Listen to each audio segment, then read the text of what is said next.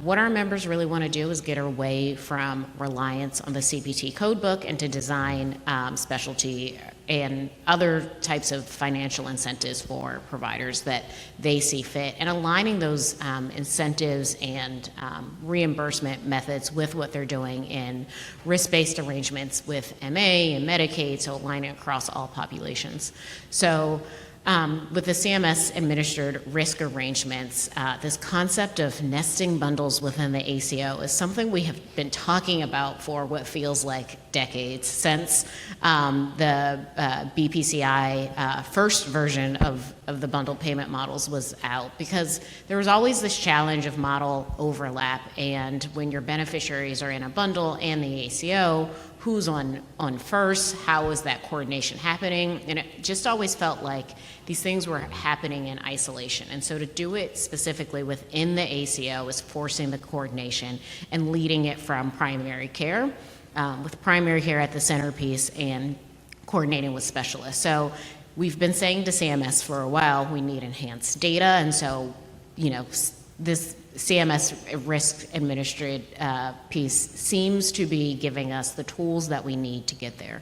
So I think there's some excitement about that. I think the concern comes into all of the other mandatory specialty models that are on the table. So with TEAM, which is led by the hospitals, and with ASM, which now goes down to the individual provider, it's not even at the provider group. There's just a lot of uncertainty, particularly in the markets where all three models could be operating, how you're just going to coordinate and manage to all of the varying requirements. And so with TEAM underway and more information coming on ASM, it's just how you make everything work within total cost of care.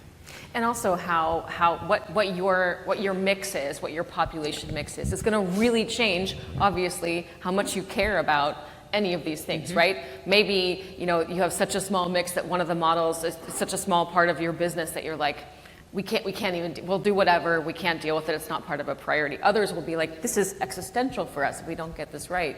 And that's really challenging. I think the multi-payer and the population mix question has always been a real challenge for CMS and for CMMI. CMS being, so fundamental in driving the direction of healthcare policy, how we think about risk, how we think about, engaging different populations.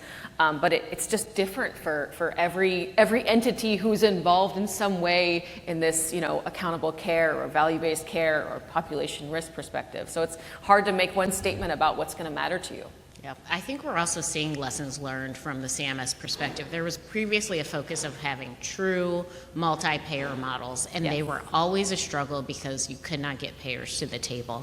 And I know what we shared that our members wanted to see was more flexibility in the Medicare model so that you can align it with what you're already doing. And so I think lead signals that they have heard us and are giving us the tools to align rather than trying to have a multi-payer model. Yeah.